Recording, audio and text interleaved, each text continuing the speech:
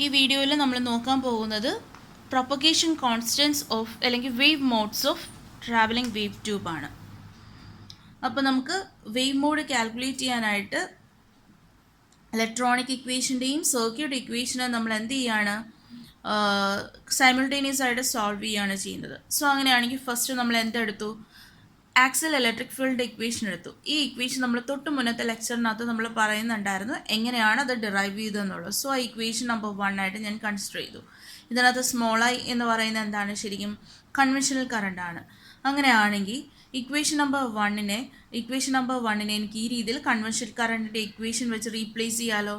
So നമ്മൾ same equation into ഐക്ക് പകരം എന്ത് എഴുതി, കൺവെൻഷണൽ കറണ്ടിൻ്റെ ഇക്വേഷൻ നമ്മൾ സബ്സ്റ്റിറ്റ്യൂട്ട് ചെയ്തു. ഇനി ഈ ഇക്വേഷനകത്ത് എൽ എച്ച് എസിലും ആർ എച്ച് എസിലും എന്തുണ്ട്, ഇലക്ട്രിക് ഫീൽഡിൻ്റെ E1 പാരാമീറ്റർ കിടപ്പുണ്ടല്ലോ, രണ്ടും എന്തായി, ഓട്ടോമാറ്റിക്കലി അത് ക്യാൻസൽ ആയി പോകും.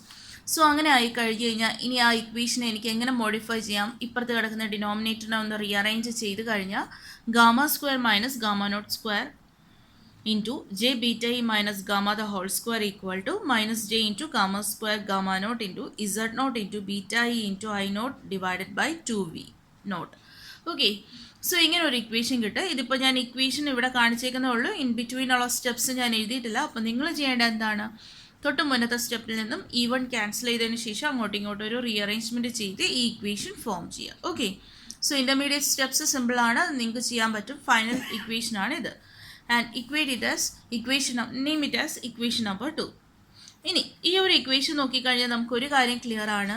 ഇക്വേഷൻ എന്താണ്, it's A fourth order equation. ഏതിൻ്റെ ടേംസിൽ, ഗാമ സ്ക്വയർ, ഇവിടെ ഒരു ഗാമ സ്ക്വയർ, രണ്ടും കൂടെ ചേരുമ്പോൾ ഒരു ഫോർത്ത് ഓർഡർ ഇക്വേഷൻ ആണ്. അപ്പോൾ ഒരു ക്വാഡ്രാറ്റിക് ഇക്വേഷൻ എടുത്തു കഴിഞ്ഞാൽ ഇപ്പോൾ അതിൻ്റെ ഓർഡർ എത്രയാണോ അതിൻ്റെ കറസ്പോണ്ടിങ് ആയിട്ട് അത്രയും റൂട്ട്സ് നമുക്ക് അവൈലബിൾ ആണ്. നമ്മൾ പഠിച്ചിട്ടുള്ള കാര്യമാണ്. അപ്പോൾ ഗാമ റേസ് ടു 4 എന്ന് പറയുന്ന ഒരു കൺസെപ്റ്റ് വന്നു കഴിഞ്ഞാൽ ഇതിനെ എക്സ്പാൻഡ് ചെയ്ത് കഴിഞ്ഞാൽ എനിക്ക് കിട്ടുന്ന പവർ ഗാമ റേസ് ടു 4 ആണല്ലോ. അങ്ങനെയാണെങ്കിൽ അതിനെ സോൾവ് ചെയ്യുമ്പോൾ നമുക്ക് എത്ര റൂട്ട്സ് കിട്ടും, 4 റൂട്ട്സ് കിട്ടും. ഓക്കെ, അപ്പോൾ ഇതിൻ്റെ എക്സാക്ട് സൊല്യൂഷനൊക്കെ നമുക്ക് മാനുവലി കിട്ടാൻ ബുദ്ധിമുട്ടാണ്. സോ നമ്മൾ ന്യൂമറിക്കൽ മെത്തേഡ്സ് യൂസ് ചെയ്ത് ഒരു ഡിജിറ്റൽ കമ്പ്യൂട്ടറിൽ നമ്മൾ എന്ത് ചെയ്യാണ് ചെയ്യുന്നത്, ഇതിനെ അനലൈസ് ചെയ്താൽ നമുക്ക് അതിൻ്റെ കറസ്പോണ്ടിങ് ആയിട്ടുള്ള റൂട്ട്സ് കിട്ടും. സോ അപ്രോക്സിമേറ്റ് സൊല്യൂഷൻസ് ഒക്കെ നമുക്ക് എന്ത് ചെയ്യാം, ഈ ഡി സി കറണ്ടിനെ നമുക്ക് ട്രാവലിംഗ് വേവിൻ്റെ ഫേസ് വെലോസിറ്റിയുമായിട്ട് നമുക്ക് ഇക്വേറ്റ് ചെയ്ത് കഴിഞ്ഞാൽ നമുക്ക് ഇതിൻ്റെ അപ്രോക്സിമേറ്റ് ആയിട്ടുള്ള സൊല്യൂഷൻസ് നമുക്ക് കിട്ടാൻ പറ്റും. ഓക്കെ, അത് നമ്മൾ എങ്ങനെ സെറ്റ് ചെയ്യുന്നതെന്ന് വെച്ചാൽ ഗാമ നോട്ടിന് ജെ ബീറ്റ ഇ എന്ന് പറയുന്ന ഒരു സബ്സ്റ്റിറ്റ്യൂഷൻ ചെയ്തിട്ടാണ് നമ്മളത് കണ്ടുപിടിക്കുന്നത്. അങ്ങനെ സബ്സ്റ്റിറ്റ്യൂട്ട് ചെയ്ത് കഴിഞ്ഞാൽ നമുക്ക് ആ ഇക്വേഷൻ നമ്പർ 2നെ ഇങ്ങനെ റീപ്ലേസ് ചെയ്യാം. ഗാമ സ്ക്വയർ മൈനസ് ഗാമ നോട്ടിന് പകരം എന്ത് കൊടുക്കണം, j beta e the whole square into ബാക്കിയുള്ള ടേംസ് എവിടെയൊക്കെ ഗാമ നോട്ട് ഉണ്ടോ അവിടെയൊക്കെ എന്ത് കൊടുക്കണം, ജെ ബീറ്റ ഇ കൊടുത്ത് സബ്സ്റ്റിറ്റ്യൂട്ട് ചെയ്യണം. ഓക്കെ, സബ്സ്റ്റിറ്റ്യൂട്ട് ചെയ്ത് റീഅറേഞ്ച് ചെയ്ത് കിട്ടുന്ന ഇക്വേഷനാണ് ദേ gamma minus j beta e the whole cube gamma plus J beta e, okay, equal to R H S. Okay, ഇനി ആർ എച്ച് എസിൽ ഇവിടെ ഗാമ നോട്ടിന് എന്ത് കൊടുക്കണം, ആർ എച്ച് എസിലും കൊടുക്കണം. ആർ എച്ച് എസിൽ J into beta E substitute ചെയ്യണം. R H എസിൽ ഇതേപോലെ സബ്സ്റ്റിറ്റ്യൂട്ട് ചെയ്യണം. അപ്പോൾ നിങ്ങൾ ചെയ്യുന്ന സമയത്ത് ആർ എച്ച് എസിൽ എന്ത് കൊടുക്കണം, ഗാമ നോട്ട് പകരം J into beta E substitute ചെയ്യണം. സോ ഇത് സബ്സ്റ്റിറ്റ്യൂട്ട് ചെയ്ത് നമുക്ക് റീഅറേഞ്ച് ചെയ്ത് കിട്ടുന്ന ഇക്വേഷനകത്ത് നിന്ന് നമുക്ക് എന്ത് കൊടുക്കാം, I naught into Z naught divided by 4v naught the whole raise to 1/3 എന്ന് പറയുന്നത് സി വെച്ചിട്ട് നമുക്ക് സബ്സ്റ്റിറ്റ്യൂട്ട് ചെയ്യാം. സോ ഇതിനെ എങ്ങനെ കാൽക്കുലേറ്റ് ചെയ്യാം, ഇതെന്ന് പറയുന്നത് ഇതിൻ്റെ ക്യൂബ് റൂട്ട് എന്നൊക്കെ പറഞ്ഞ് കാൽക്കുലേറ്റ് ചെയ്യാം. ഓക്കെ, അങ്ങനെ ക്യൂബ് റൂട്ട് എടുക്കുന്ന സമയത്താണ് നമുക്ക് എന്ത് കിട്ടുന്നത്, ഈ പറയുന്ന ടേം ഒക്കെ കിട്ടുന്നത്. ഈ കറസ്പോണ്ടിങ് സി എന്ന് പറയുന്നതാണ് എന്ത്, ശരിക്കും ട്രാവലിംഗ് വേവ് ട്യൂബിൻ്റെ ഗെയിൻ പാരാമീറ്റർ എന്ന് പറയുന്നത്. അപ്പോൾ നിങ്ങളുടെ അടുത്ത് ഒരു പ്രോബ്ലം ചോദിക്കുകയാണ്, find the gain parameter of TWT എന്ന് ചോദിച്ചു കഴിഞ്ഞാൽ നിങ്ങൾ എന്താണ് കാൽക്കുലേറ്റ് ചെയ്യേണ്ടത്, സി ആണ്, സി വാല്യൂ ആണ് കാൽക്കുലേറ്റ് ചെയ്യേണ്ടത്. സോ അങ്ങനെ റീഅറേഞ്ച് ചെയ്യുവാണെങ്കിൽ ഇക്വേഷൻ നമ്പർ 3നെ നമുക്ക് എങ്ങനെ എഴുതാൻ പറ്റും, ഇങ്ങനെ റെപ്രസെൻറ്റ് ചെയ്യാൻ പറ്റും. ഇനി നിങ്ങൾ ചെയ്യേണ്ടത് ഈ സിക്ക് വാല്യൂ സബ്സ്റ്റിറ്റ്യൂട്ട് ചെയ്തിട്ട് ഈ ഇക്വേഷൻ കിട്ടുന്നുണ്ടോ എന്നുള്ളത് റീചെക്ക് ചെയ്യുക. ഓക്കെ, സോ ഇക്വേഷൻ 4 ഇൻഡിക്കേറ്റ് ചെയ്യുന്നത് അതിനകത്ത് 4 ഡിസ്റ്റിങ് സൊല്യൂഷൻ ഉണ്ട്. പ്രൊപ്പഗേഷൻ കോൺസ്റ്റൻറ്റ് എന്തുണ്ട്, 4 ഡിസ്റ്റിങ് സൊല്യൂഷൻ ഉണ്ട് എന്ന് പറഞ്ഞു കഴിഞ്ഞാൽ there are 4 modes of travelling wave tube in a TWTയിൽ 4 modes of travelling wave tube ഉണ്ട്, അല്ലെങ്കിൽ 4 മോഡ്സ് ഓഫ് ഓസിലേഷൻസ് അതിനകത്ത് പോസിബിൾ ആണ്. ആ 4 മോഡ്സിൻ്റെ ഇക്വേഷനാണ്, 4 പ്രൊപ്പഗേഷൻ കോൺസ്റ്റൻ്റ് ഇക്വേഷനാണ് ഇവിടെ കാണിച്ചിരിക്കുന്നത്. Gamma 1 equal to minus beta into C into square root of 3/2 plus J beta into 1 plus c/2. ഇങ്ങനെ 4 മോഡ്സ്. ഇതിനകത്ത് 4 മോഡ്സിൻ്റെ ഡെറിവേഷൻ ഒന്നും നമ്മൾ എഴുതി വെച്ചിട്ടില്ല, ഡയറക്റ്റ് ഇക്വേഷനാണ്. സോ ഈ 4 മോഡ്സിൻ്റെ ഈ 4 ഇക്വേഷൻസ് നിങ്ങൾ പഠിച്ചു വെച്ചിരിക്കണം. ഓരോന്നിനെയും ഇക്വേഷൻ നമ്പർ വെച്ചിട്ട് നെയിം ചെയ്യാണ്. ഇനി ഞാൻ നേരത്തെ പറഞ്ഞു ഡിഫറെൻറ്റ് പ്രൊപ്പഗേഷൻ കോൺസ്റ്റൻ്റ് ഉണ്ട്. ഓരോ പ്രൊപ്പഗേഷനും ഡിഫറെൻറ്റ് മോഡ്സ് ഓഫ് ഓസിലേഷനെ റെപ്രസെൻ്റ് ചെയ്യുമെന്ന് പറഞ്ഞു. സോ ഇനി wave corresponding to gamma 1. Gamma 1 എന്ന് പറയുന്ന വേവ് എന്ന് പറയുന്നത് ശരിക്കും ഒരു ഫോർവേഡ് വേവ് ആണ്. ഇനി അതിൻ്റെ ആംപ്ലിറ്റ്യൂഡ് എന്ന് പറയുന്നത് it gross exponentially, amplitude gross exponentially with distance. Okay, distance കൂടുന്നതിനനുസരിച്ച് ഓരോന്നിൻ്റെയും ഫീച്ചേഴ്സാണ് ഈ പറയുന്നത്. ഗാമ 1 എന്താണ്, ഒരു ഫോർവേഡ് വേവ് ആണ്.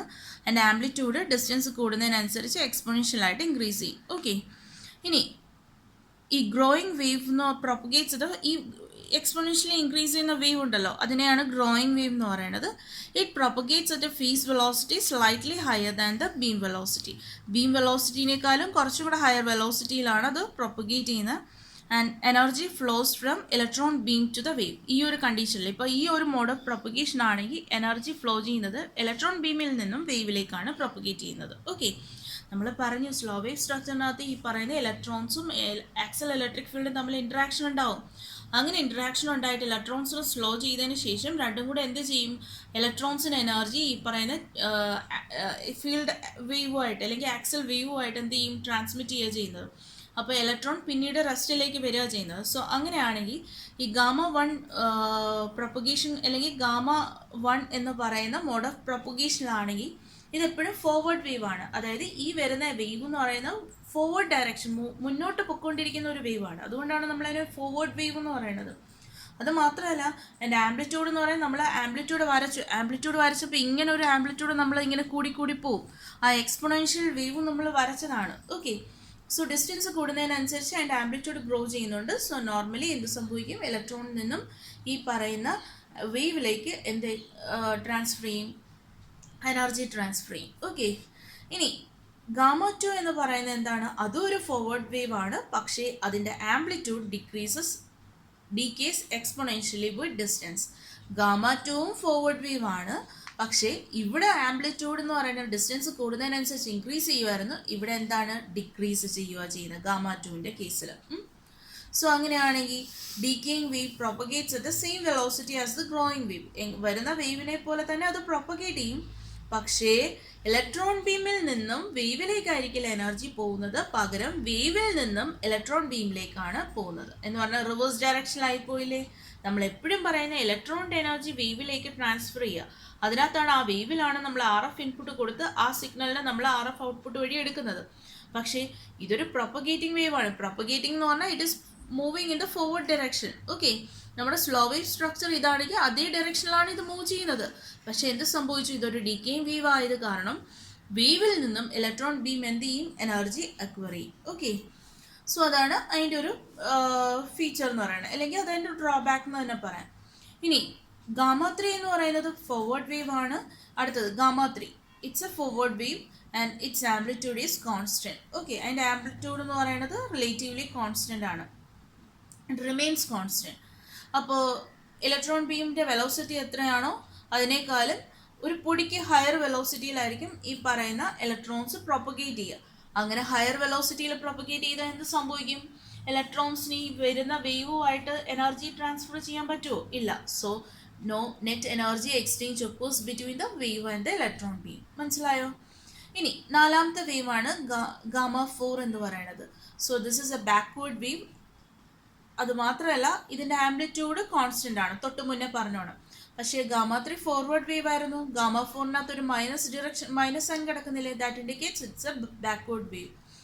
അപ്പോൾ ബാക്ക്വേർഡ് വേവ് എന്ന് പറയുമ്പോൾ അത് ഏത്, നമ്മളിപ്പോൾ ഇസഡ് ഡയറക്ഷനിലാണ് എല്ലാ വേവ്സും പ്രൊപ്പഗേറ്റ് ചെയ്യുന്നതെന്ന് പറയുന്നുണ്ട്. അപ്പോൾ ബാക്ക്വേർഡ് വേവ് എന്ന് പറയുമ്പോഴത്തേക്ക് എന്തായിരിക്കും, it will propagate in the negative Z direction with the velocity higher than the velocity of the electron beam. Okay, so electron ബീമിനേക്കാളും ഹയർ വെലോസിറ്റിയിൽ പ്രൊപ്പഗേറ്റ് ചെയ്യും, but in the reverse direction. അപ്പോഴും എന്ത് നടക്കത്തില്ല, net energy, ഇലക്ട്രോണിൻ്റെ energy transfer to the wave is not possible. എന്ന് പറഞ്ഞു കഴിഞ്ഞാൽ ഡിഫറെൻറ്റ് മോഡ്സ് ഓഫ് ഓസിലേഷൻ ഉണ്ട്. ബട്ട് പ്രോപ്പറായിട്ട് TWT അല്ലെങ്കിൽ ആ സ്ലോ വേവ് സ്ട്രക്ചർ വർക്ക് ചെയ്യണമെങ്കിൽ ഏത് മോഡ് ഓഫ് ഓസിലേഷനാണ്? γ1 മോഡ് ഓഫ് ഓസിലേഷനിലാണ് ഇതൊക്കെ പറയുന്നത്. ഓക്കെ, സോ ഇത്രയാണ് ഡിഫറെൻറ്റ് വേവ് മോഡ്സ് അല്ലെങ്കിൽ പ്രൊപ്പഗേഷൻ കോൺസ്റ്റൻസ് എന്ന് പറയുന്നത്. ഇതിനകത്ത് ഈ പറയുന്ന 3 ഡെറിവേഷൻ, ഇന്നിപ്പോൾ പഠിച്ച 3 ഡെറിവേഷൻ ഏതൊക്കെയാണ്? ഈ വീഡിയോയിൽ നമ്മൾ വേവ് മോഡ്സും അതിൻ്റെ ഗെയിൻ ഇക്വേഷനും നോക്കി. പിന്നെ എന്താണ്, തൊട്ട് മുന്നത്തെ വീഡിയോയിൽ ആക്സൽ ഇലക്ട്രിക് ഫീൽഡ്, അതിൻ്റെ തൊട്ട് മുന്നേ നമ്മൾ കൺവെൻഷണൽ കറണ്ടിൻ്റെ ഡെറിവേഷൻ നോക്കി. അതിന് മുന്നേ ആംപ്ലിഫിക്കേഷൻ പ്രോസസ്സ്. ഇന്ന് എഫക്റ്റ് TWTയിൽ നമ്മൾ 4 ഡെറിവേഷൻ നോക്കി. ഈ 4 ഡെറിവേഷൻസും എക്സാമിന് ചോദിച്ചിട്ടുള്ളതാണ്. ഓക്കെ, റിപ്പീറ്റ് ചെയ്ത് ചോദിച്ചിട്ടുള്ളതാണ്. അപ്പോൾ അത്രയും ഇമ്പോർട്ടൻ്റ് ആയിട്ട് വേണം ഇത് പഠിക്കാനായിട്ട്. സോ നമ്മുടെ മൈക്രോവേവിനകത്തുള്ള ഏറെക്കുറെ നിങ്ങൾക്ക് ഈ പറയുന്ന സബ്സ്റ്റിറ്റ്യൂഷൻ്റെ ഡെറിവേഷൻസും ഒക്കെ അതിൻ്റെ ഒരു ടീഡിയസ് ആയിട്ടുള്ള പോർഷൻ അല്ലെങ്കിൽ കമ്പാരറ്റീവ്ലി നമുക്ക് കുറച്ചും കൂടെ ഡെറിവേറ്റീവ് ആയിട്ടുള്ള പോർഷൻ ഇവിടെ വെച്ച് തീരുകയാണ്. ബാക്കി കുറച്ചും കൂടെ തിയോറിറ്റിക്കൽ ആയിട്ടുള്ളതാണ്. അല്ലെങ്കിൽ അവിടെ ഉള്ള കുറച്ച് സബ്സ്റ്റിറ്റ്യൂഷൻസും കാര്യങ്ങളും കുറച്ചും കൂടെ എന്താ പറയുക, നിങ്ങൾക്ക് ഓർത്ത് വെക്കാൻ എളുപ്പമാണ്. ഇതെന്ന് പറയുന്നത് എല്ലാം കണക്ട് ചെയ്ത് വന്നെങ്കിൽ മാത്രമേ പറ്റത്തുള്ളൂ. ഒന്നിൽ നിന്ന് അടുത്തതിലേക്ക് പോവാം. മറ്റേത് കുറച്ചും കൂടെ വേറെ ഒരു ലോജിക്കൽ തിങ്കിങ് ആണ്. ഓക്കെ, സോ ഇത്രയും നോക്കുക. എന്നിട്ട് ഇവിടെ വെച്ചിട്ട് നമ്മൾ TWT വൈൻഡപ്പ് ചെയ്യുകയാണ്. Thank you.